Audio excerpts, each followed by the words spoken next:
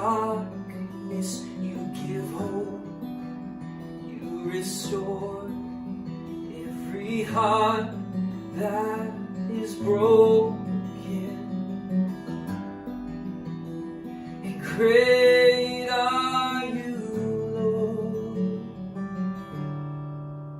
It's your breath in our lungs, and we pour out our praise, and pour out our praise. It's your breath in our lungs, we pour out our praise to you only.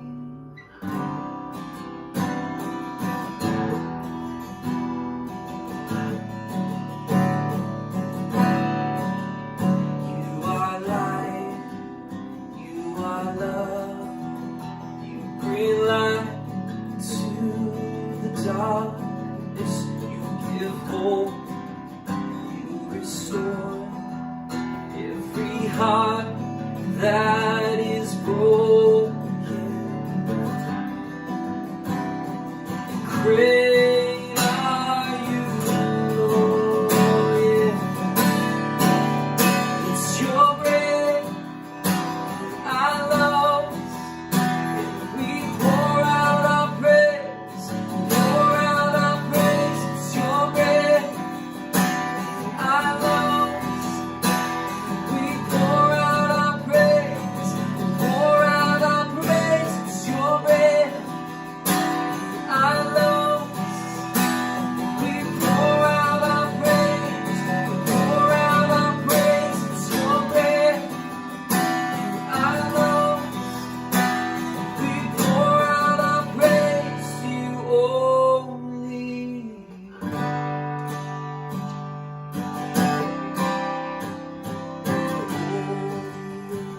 You shout your praise, hearts will cry, these bones will sing. Great are you, Lord. The earth will shout your praise, our hearts will cry, these bones will sing. Great are you, Lord. It's your breath in our lungs, we pour out our praise, pour out our praise. It's your breath in our lungs, we pour out our praise, pour out our praise. It's your breath in our lungs, we pour out our praise, pour out our praise. It's your breath in our lungs, we pour out our praise to you only. We'll shout your praise, our hearts will cry, these bones will sing. Great are you, Lord.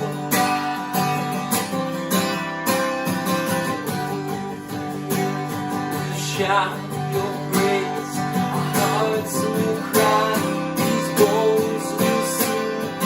Great are you, Lord.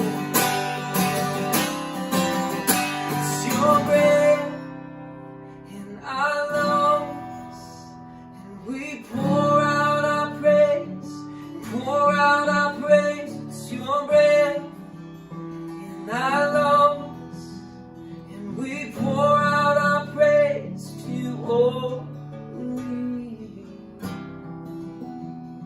And great are you, Lord. Good morning. I'm Stacy, the family pastor here at Gold Creek, and I have the privilege of bringing you this morning's encouragement at the start of what I hope is going to be a fun holiday weekend for all of you. I hope that it brings us sun and fun with family and friends. Today, I will also be talking from the One Year Bible, as have all of the other pastors and leaders. We read through the One Year Bible as a staff, and many of you and volunteers have joined us. I love it when I get to see, I'm not great about making comments at the end, but I love it when I see others on the plan make comments, and just to hear how God is speaking to you and how the word is applying to you in your life right now. So specifically today in Acts 21, we continue to hear about the Apostle Paul and what he is going through. And in this moment, in today's reading, he is being drug away. He is being persecuted against. The crowds are chanting, kill him, take him away. Because he is trying to teach others. He is telling and sharing the preachings of Jesus. And so as he's being taken away, he stops the chief that's taking him away and says, wait, please, can I just say one thing? So once he verifies his citizenship, and yes, he can speak to them in their language, he starts to talk, and the crowd is silent and they are listening to him. And he gets to share in that moment his testimony of how he came to know Jesus personally. And he talks about this a few different times, but how he was literally blinded in the road and heard the voice of Jesus. And before that, he was literally killing people that claimed to know and love and follow Jesus. He was so against that. He had grown up knowing God's laws and was incredibly overzealous about them. And so the idea of a savior and that Jesus came to just have a relationship with him was how we could come to know God. It didn't make sense to him at that time. And so he persecuted anybody that claimed to be a follower of Jesus. And so then he has this crazy experience of coming to know Jesus, how Jesus got his attention. And as he shared it, some heard it, many did not. Many still chanted afterwards. But what it made me think of is so many of us in the church. Testimonies, it's kind of an inside term. Oh, have you heard their testimony? Oh, that person has a crazy testimony. And I've also known a lot of people that have almost felt left out, or not ashamed, but just like, I don't have a big testimony of how I came to know Jesus, or I've known Jesus my whole life.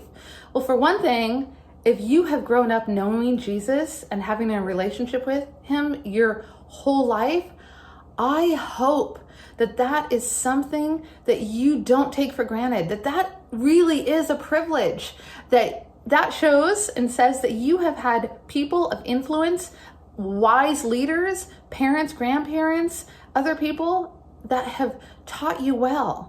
It also doesn't mean that Jesus isn't going to create opportunities in your life where you're going to have the opportunity to get to draw closer to him, to lean on him. I know that myself, I have gone through so many things in my life that I try to look at as, okay, this is an opportunity for me to draw closer to God. And I don't believe that he created those times of brokenness for that reason, but he uses those opportunities for good. In fact, in Romans 8:28, it says that all things God can use according to his purpose to turn into good. That there are things that God hates that he can use for things that he loves. For example, many years ago, I've talked about it before, I went through a very painful and hurtful divorce. And God hates divorce, and I am not an advocate for it by any means.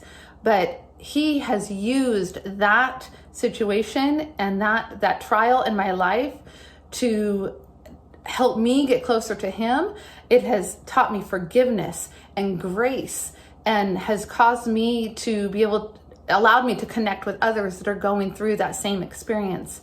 A few years ago, I went through cancer, and I experienced fear and just uncertainties and frustrations. And I certainly had moments that I was not proud of, that I would be angry with others, just angry at the situation. But it also brought my husband and I closer together because I had to just lean on his encouragement. And all of these times have always brought me closer to God. As a parent, as a family pastor, I can be very honest to tell you that there have been moments as a mom that I have felt like such a failure, and I feel like I'm the family pastor. I'm supposed to have this all together. I'm supposed to have it all figured out. I'm supposed to be able to help other parents, other moms, and yet I can't hold my own family together. I can't lead my own kids in this situation. And those are the moments that force me to my knees, that cause me to recognize Jesus, recognize his comfort, his provision, his guidance. I am a huge believer in the power of prayer and to have many praying for me. And so I've often been known to be a bit of an oversharer. And a lot of that is because I think, okay, the more people I can have praying for this situation in my life, the better. And I've also learned that sometimes people are just going to be talking about things and have an opinion anyway, so I might as well just have them praying about it. I don't know if that's the right way to look at it or not, but again, I do so believe in the power of prayer. And again, back to Paul sharing his testimony and how he came to know Jesus. I just want to use it as encouragement that many of us have incredible stories of how we came to have that relationship with Jesus Christ. And then there are many of us that don't have this huge dramatic story, and both are great. And Jesus wants a relationship with every single one of us and can use the small and the big stories to help create a relationship with him. So if you have any experiences in your life, any situations that you recognize the hand of God, that you recognize that Jesus was there, please don't be shy to share it with others, because those are the stories that will edify your faith and help others see the hand of God and recognize God in their own lives as well. So with all of that, I continue to pray and hope that you all recognize God in your lives daily. I hope that you have a great weekend and stay in the Bible. Check us out at the drive-in or online. We want to stay connected with you, and have a great weekend.